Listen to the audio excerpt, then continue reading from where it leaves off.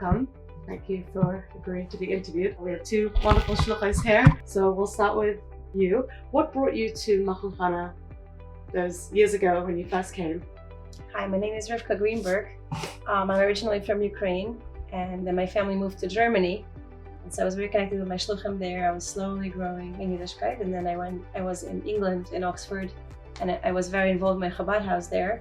I slowly was growing, and then eventually I met one of Machon Chana alumni, and she told me that there was a place for girls like me who don't know much, who are just growing, who are not sure what kind of Jewish life they want to live, what kind of family they want to build, and to really focus on the main things before we pursue our careers and make important decisions in life. So she told me there was this wonderful place, Machon Chana, and you can come and you can explore and you can learn, and no one's gonna tell you what to do, no one's gonna judge you for being different or unique. You can find your own way while learning and exploring. So my Rebbetzin Leah Tachtel in Berlin, she pushed the agenda. She called Mrs. Lepkowski, who right away took care of it, and within a month I was Baruch Hashem here. They arranged a visa for me, and they welcomed me, and from then on it just took off, and I loved it here. I learned so much, and long story short, today we're in shluchas, giving back whatever we can. It's amazing. What a journey. And on to you, what brought you to Machon Chana back then? My name is Yocheved Edelman, and I'm at the University of Massachusetts in Amherst now. And I came to Machon Chana in 1976, which is a very long time ago. I grew up in England, which is a very traditional country, but it's also a very religious country. And it's kind of difficult to find your feet religiously when you're bombarded with so many other religions in the country. And having gone to public high school in England and explored other people's religions, the Chabad rabbis local to me felt it would be important that I discover more about my own. And so I spent a summer in a sister school, Beis Chana in Minnesota. And at the end of the summer, I really wanted to study more. And I came to Machon Chana here in New York and loved it and literally never left. That's incredible. And let me pose another question. What was one of the most important things you learned in Machon Chana? Out of everything, what do you feel you gained, something that you live with till today? Should we start with you? So what Machon Chana gave to me was a real foundation to be able to develop my own Jewish home, and by extension, a Jewish home that reaches out to other Jews in my area or on campus. So I work with the students. We're a small town, so I also work with community. I give classes in the local nursing homes, and I teach in the local day school. So the ability to have that kind of knowledge, if you're coming late in life to Jewish studies, is really unique to a school like Machon Chana, that they could give you enough tools that you can yourself become a teacher. I'm forever grateful for that. And it's interesting that as I'm teaching Chumash to first graders, I'm remembering when I sat in Machon Chana in our night classes. In those days, the classes were in the evening, and learned the very same things myself from the rabbis and the Rebbetzins that taught them. That's amazing. A real foundation, and now you're getting to so many others. It's incredible. And yourself? I feel like amongst, obviously, a lot of important lessons I learned and skills, and just the environment was so healthy and so incredible for someone who's growing and learning. I think one of the most important things that I took away with me that really helps me today is the importance of mashpia and guidance. And I was Baruch Hashem very lucky to meet incredible people here and choose a mashpia that really, I connected to. And it's so important that you feel that you can share with someone without being judged, that you can be truly open of who you are and who can help you on your journey. As long as you, like the Rebbe said, to continue going in a Jewish direction continuously, that's what counts, right? As long as we keep moving and growing and learning. We understand you're both shluchos in college campuses, which is amazing. Would you be able to tell us a little bit about your shluchos, and what do you feel that you learn in Machon Chana that aids you and helps you in your shluchos today? I've been in shluchos now for 7 years, and I remember when we just moved out, I had this very big insecurity of like, how are you supposed to do this? I don't even know much. I'm just learning myself, and what if a girl is going to ask me a question? I wouldn't know what to answer. And the best advice I ever got was from my sister-in-law, Miriam Lipsker, who runs Chabad at Emory. She told me, you don't have to answer on the spot. You're just learning just like them. And you can say, let's meet for a coffee, discuss it, and you're going to learn with them. And this is the best tool I've discovered for myself.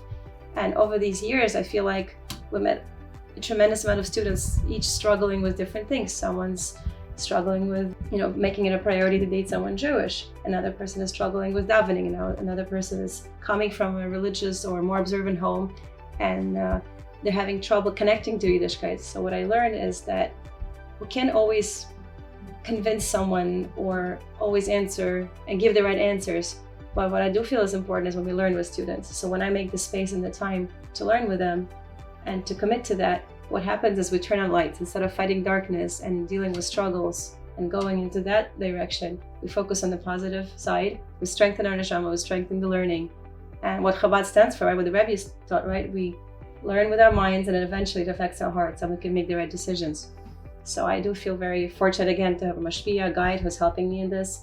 And like as we guide our students, it's incredible resource to have our incredible teachers and mentors that we can call and reach out to and ask for advice and get that wisdom and kind of let that flow into our campus, into our community. So I think that there's a lot of stereotypical thoughts about what a Jewish woman is or who a Jewish woman is. And I think when we go to campus and we speak to the students, they assume that we don't understand them. It's very enlightening to them to find out that, yes, you also didn't start out with a great deal of Jewish background. You came to it a little later in life and you had the same questions that they have and the same struggles that they have. And then they can connect to you. And then you can share the things that you learned, in school here in Machon Chana. I was fortunate enough to be here when the Rebbe was with us in a physical sense, and I attended Fabrengens. I had the private yechidus when I got engaged. And these connections are very real to me. And because Machon Chana imbued me with such emunah and such trust in my ability to be able to share these things, we touch many lives because of that. So I'm really very grateful to the school for having given me not only the skills and tools, but the heart that can reach others. We always say, when you speak from the heart, these words enter the heart. And again, I'm grateful to Machon Chana for having given me these tools, skills, and this foundation. You both sound like super women, incredible shluchos who are really impactful with your students. Would you be able to tell us a little bit about some of the challenges that you might find on campus shluchos or shluchos in general with the community around the campus, and how do you overcome those challenges? So knowing that everything that happens is God's will, that Hashem puts you in every situation that you're in, the happy, easy situations and the more challenging situations. If you have that deep trust in Hashem, then you can weather those storms. You can appreciate the ups and understand the downs, whatever they may be.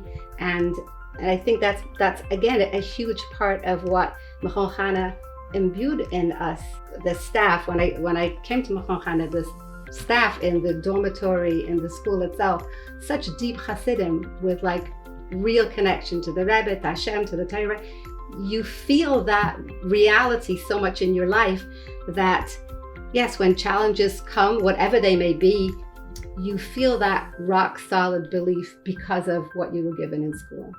I really have to, this really resonates with me. I think I really have to agree with this, because there's something about Mrs. Gansberg and Mrs. Lepkowski and the teachers, Rabbi Majeski, everyone. And Mrs. Galper. I really connect to that because I do feel that there's a certain part of me that always wants to bring yachas to someone who showed you this path, showed you the beauty of Torah life and Hasidus and the Rebbe and everything.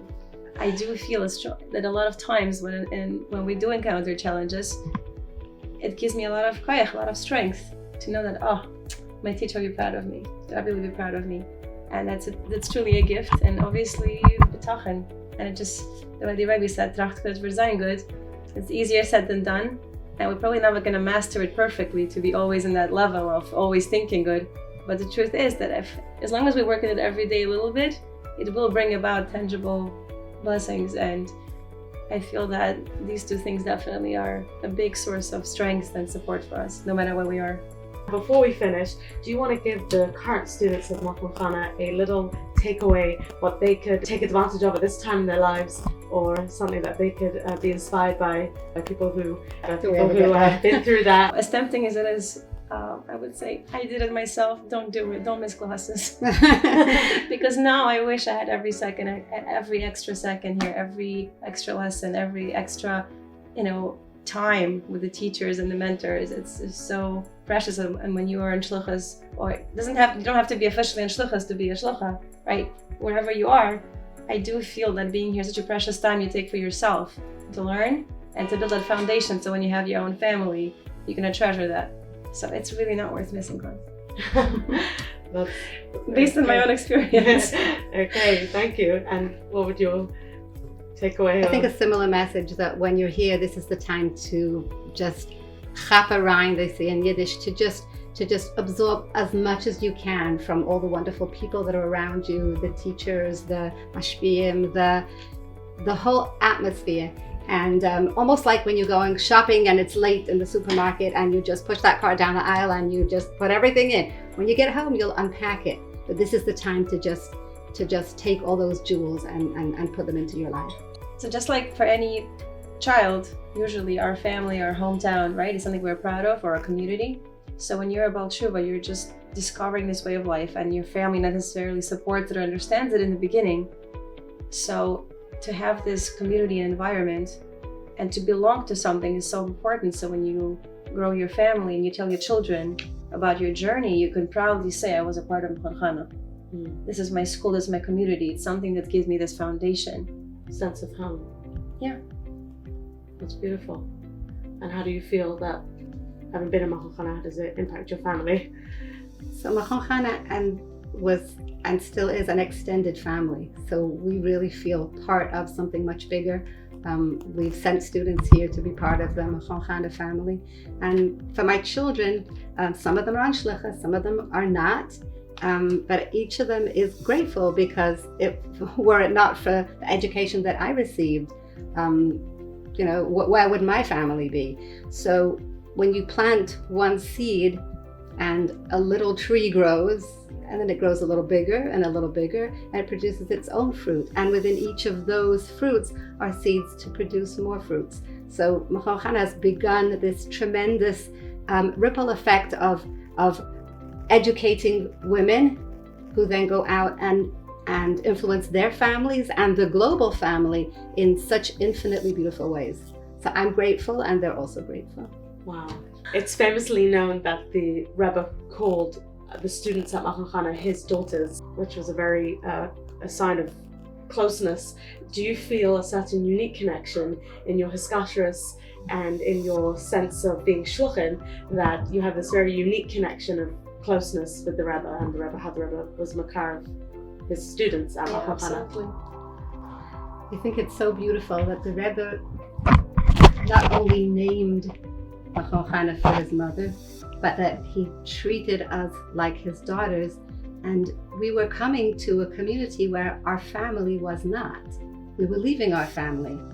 And the Rebbe didn't want us to feel, God forbid, bereft of family. And so calling us his family was a beautiful way to show that he understood what we were leaving, but he wanted to welcome us, that we were coming to something perhaps even just as special.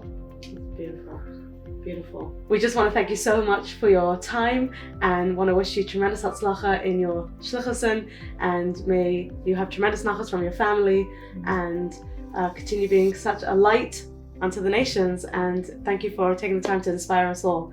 Much hatzlacha. Thank you. Thank you so much. Privilege and a pleasure. Thank you. Of course.